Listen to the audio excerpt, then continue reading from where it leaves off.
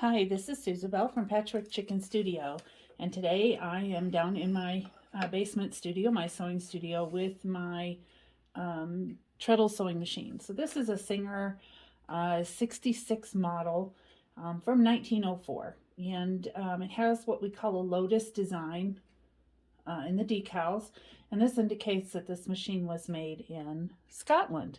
So it came over here likely on a boat with somebody who had just gotten married or something like that. So we don't know really the history of this machine. Every machine has a history, but we don't always know what that is.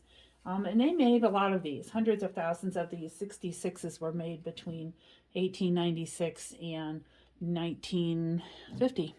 It's a very common design.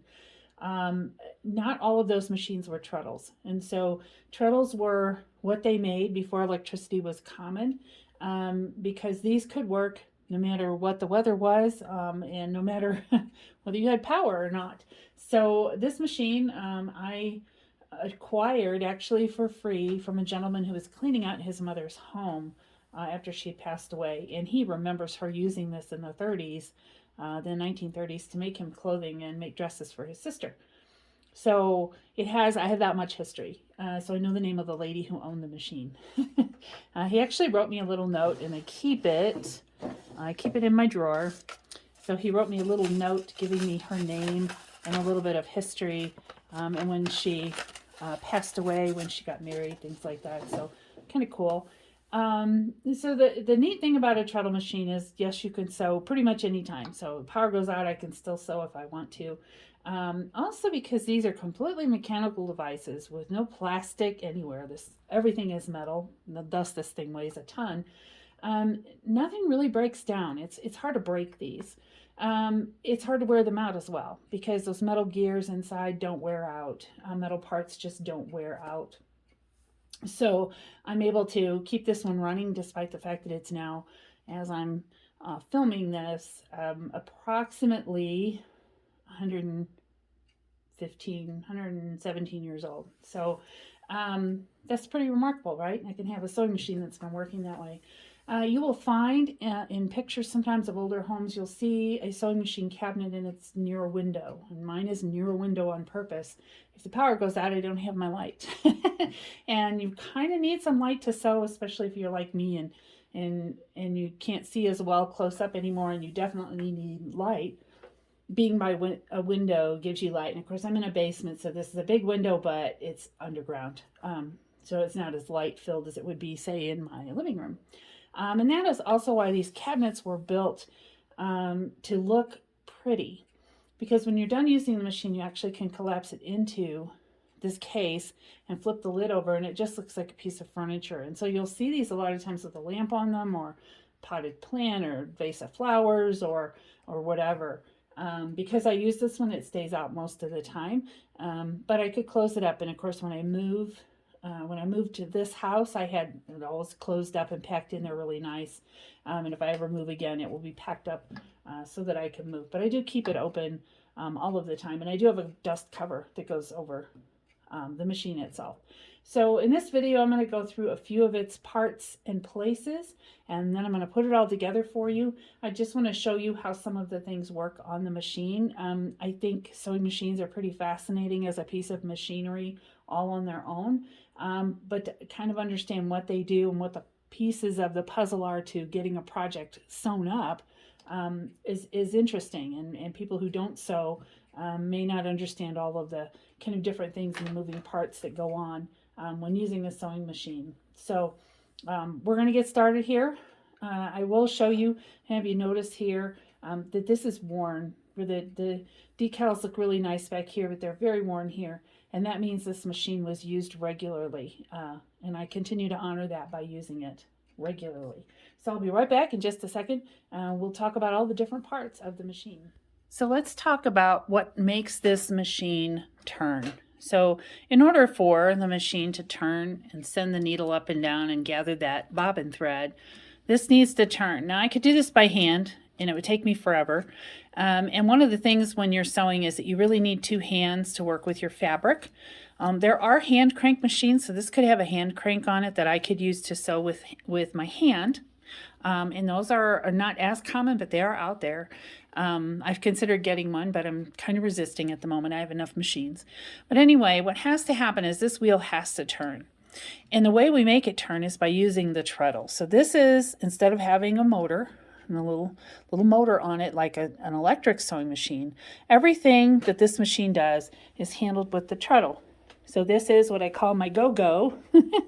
So this is how I'm going to make it move. And if you look, here's a belt, and this belt drives the hand wheel, and my foot drives the flywheel that allows me to make the top run. So people treadle in different ways. Some are 2-foot treadlers, some are 1-foot treadlers. I'm a 1-foot treadler, and I use whichever foot is not tired today. But this is what makes this hand wheel go around and makes the needle go up and down. It's as simple as that. So I'm going to talk a little bit about winding a bobbin, and this is what a bobbin looks like. And bobbins are specific to different machines. So this bobbin doesn't fit, actually fits one other machine that I have. Other machines that I have take completely different bobbins. And so I'm going to wrap this bobbin or wind this bobbin. So there's a couple of important places. One is this little hole. I'm going to need this little hole in order to wind this bobbin. And the bobbin has to fit on this post. And it has a little lock on it. And so I have to turn my bobbin until it locks into the little hole. And I got it backwards. Yes, I do. So that little hole, that's what holds the bobbin steady. So it's on there now. And so when I engage the bobbin winder, it's going to stay where it's supposed to. And to wind a bobbin, I usually give myself a little start because I need to be able to hold onto the thread a little bit while it's going so it's tight. And so I use one of those bigger holes, and I start my thread through that bigger hole. So you can see I've got that thread coming through. So I'm going to put this on my bobbin winder, and I'm going to turn that until it clicks. And thread needs to come around this little notch here. There's a tiny little notch there, and then this notch here.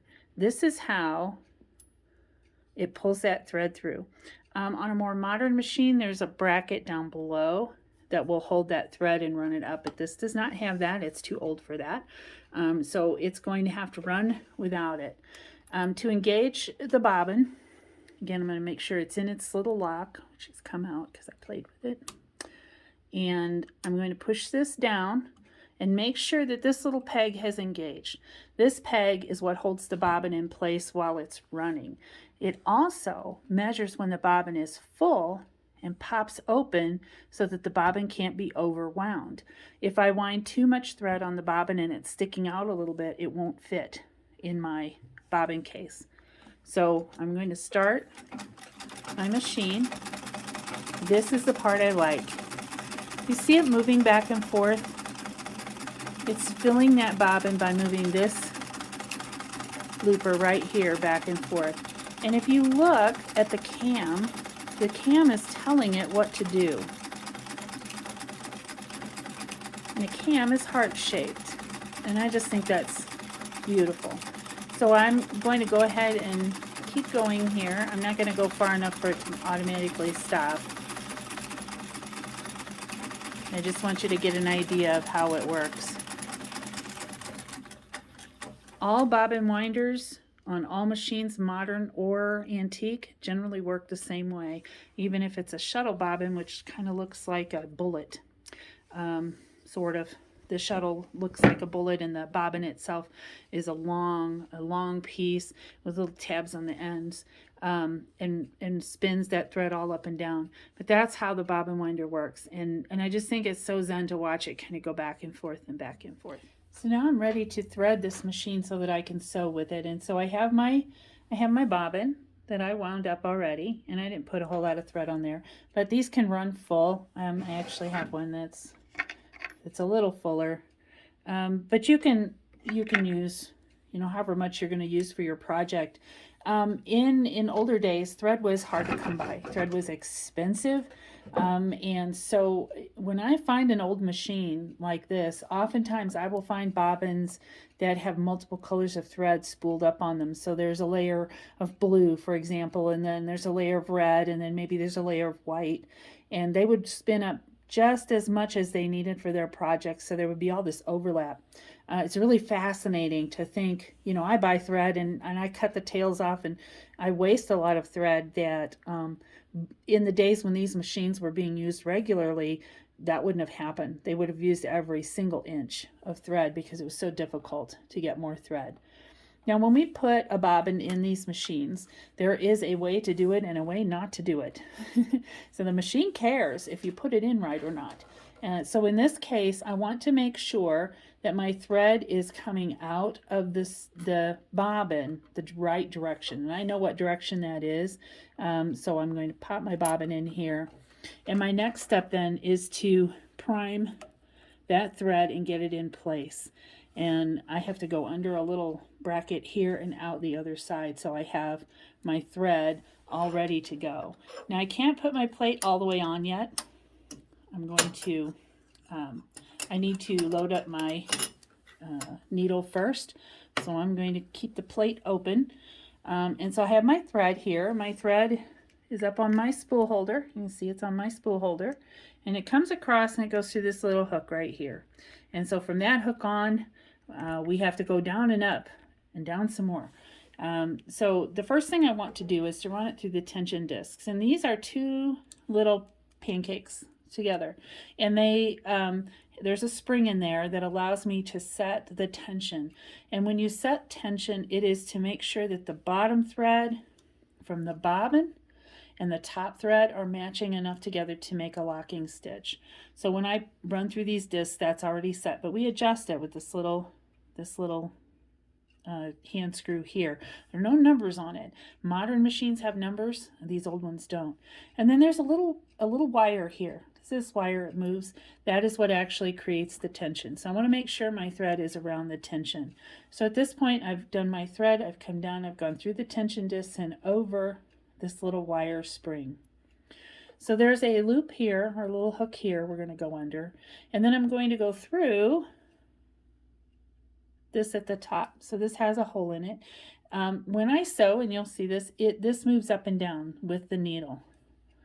So this is what pulls that thread up to lock the stitch and then releases that thread so it can create the next stitch and up again to lock the stitch. So it's a complex sort of machinery. There's another loop back here. This one, I've never figured out why this has to be so hard, but it is. I have to get underneath there, and it doesn't always like to go in. I could also thread it through the eye, which sometimes is what I do, which I might have to do this time because I can't get it to go in. I don't know why it is the way it is. It's supposed to slip in there. It does on my other machine that has the same setup, so I don't know why this one misbehaves, but it does. So through that one, and then down here, this holds the thread steady against the needle. I've had a couple of machines that took the same sort of setup, but did not have this hook here. It was a cheaper machine. It was still a Singer, but it never had this little hook here. And so when I sewed, sometimes the needle would bend. I could see it bending. And so this keeps it from bending because it keeps that thread right alongside the needle where it should be. And you'll see there's a groove there for that thread to go down. And so now I need to thread, and threading is a little more difficult for me with my eyes. So I'm going to move that out of the way. I'm going to get down here and get this threaded. This is when my little LED light comes in handy. So I can see what I'm doing. And if I can't, I can always put my light down here so I can see.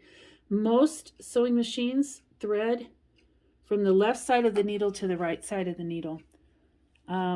I do have one machine that goes backwards. It is also a Singer. The featherweight has you thread from the right to the left. And of course, if I can't get this done, I get out the needle threader, but I got that one done. So we've got our thread in both the needle and the bobbin.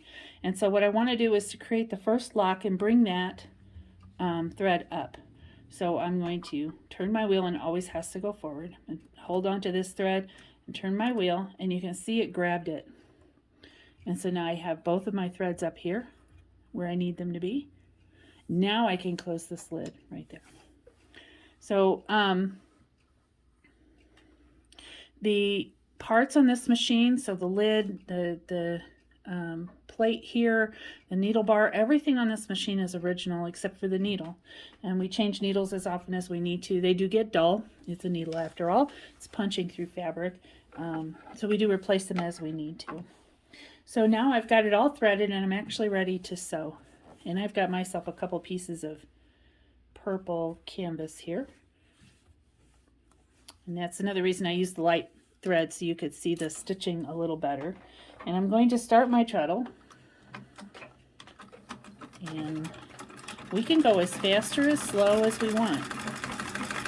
So the fast is however fast I am pushing the pedal, and slow is however slow I'm pressing the pedal. And then I stop the machine. I usually grab the hand wheel and just pause it. And so now we have our stitching here. And you can see it's the same on the back. And this piece of fabric is now, these two pieces are now stitched together. So we don't have any extra stitches on here. There's no zigzag. There's no fancy stitches. There's no nothing extra. It's strictly a straight stitch machine. But I can make some adjustments. So over here is a little turning, little screw here, and this allows me to either make the stitches smaller so I can make them closer together, or I can spread them out. And so if I screw this in pretty far, and it will stop, it won't let me go any farther than it can actually go, I will get a smaller stitch. So I'm going to, lost my light, there we go.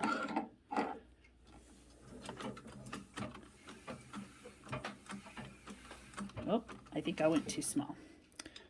It gets a little obnoxious if I go too small.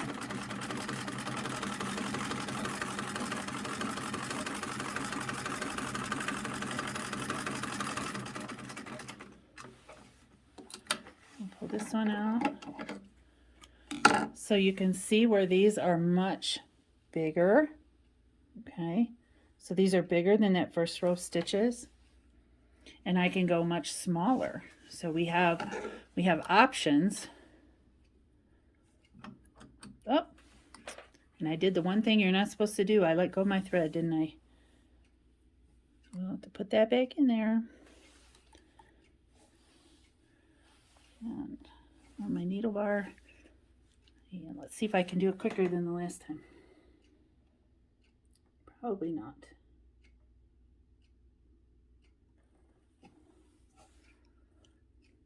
This is fairly large thread. Doesn't like to go through the needle very well. One more time and I get the needle threader. There we go.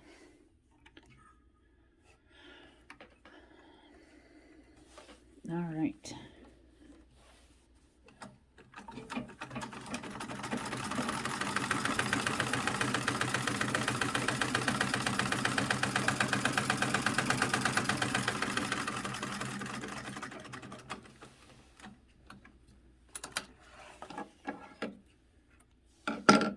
So you can see these are smaller than what we did before.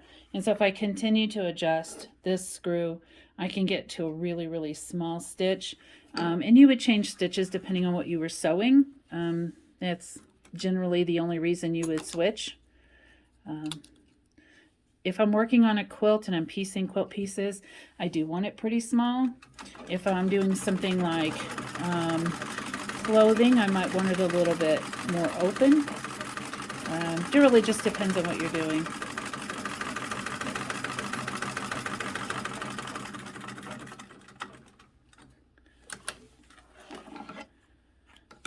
And you can see these are even smaller still. So pretty cool. And that is how it works. And so I love this machine. It's quiet. It gives me a lot of joy to just sit here and treadle along. I feel like it gives me exercise. Probably not a whole lot of exercise, but it does give me some exercise, and gets me doing things. I have used this to piece quilts, and to sew some things. I haven't used it on any really big projects, but I could. I just haven't at this point done that. But I do love it, and I love the fact that it has a history. I love the fact that it's over 100 years old, over 115 years old. 100 I can't do math, but I think it's 106 years old. This machine was made by hand in a factory where, you know, things were cast in the foundry, and then they were assembled, and then there was a woman at the end of the line, and her job was to test it and make sure it sewed. And they sold these machines with a needle in them, and a bobbin with some thread wound on it. That was their proof that it worked, because it had the bobbin in there with some thread and a little bit of thread rolled up here, and that meant that they had tested it to make sure that it worked. If there was a burr anywhere in the machine, it would have to go back for repair before it could ever get sold. So there's a lot of care put into how they made these, even though it was factory work. It still had that hand of man on it, unlike a lot of equipment today where everything is machine built. But I do love it, and I did name her. I name all my machines. So her name is Margaret, and that is the name of the woman who owned her originally. So the gentleman who gave me the machine, that was his mother's name, and this was her machine. So I like that history in there. And if you ever get a chance to play around with a treadle machine, you will fall in love. I was dubious. My brother collects them, and he uses them for all kinds of things. And he's like, well, you're going to have to learn. You know, I was at his house, and he said, you're just going to have to learn. Just sit down and do it. And I was so in love with the process once I learned how to do it. And I can't recommend this type of sewing highly enough. I think a lot of things we do in a hurry. We're always in a hurry. We're trying to get things done. This is a way to slow down and imagine how a household existed with this machine sitting in its living room in front of the window, and the things that mom could do because she didn't have to hand sew anymore. So the invention of this sewing machine was a huge boon for families all around the world. And these treadle machines are used all over the world. There are people that specifically look for them. You think about groups like the Amish, who don't want electricity. They're always looking for well-running treadle machines. In third world countries where there is no electricity, or it's difficult to get electricity, or it's not consistent, you can always have a treadle machine. And so we see these all over the world, and you'll see them in pictures. Sometimes you'll be like, oh my gosh, where did that come from? Well, it came from a factory somewhere in Scotland or England or Canada or the United States, and it was intended to run without electricity, and is still running today. And I've had the opportunity to play with machines that are older than this, and obviously lots of ones that are newer. But I can't say enough about this machine, and about how I'm able to use it, and how much joy it gives me to sit here and play with it. So I hope you enjoyed the video. You can leave me a comment below if you'd like. We'd love if you subscribe to our channel. We always like those subscriptions. I will post sewing machine videos here and there as I get through making videos of all of my machines. And this one I love especially, and I love to share her. So thanks for watching.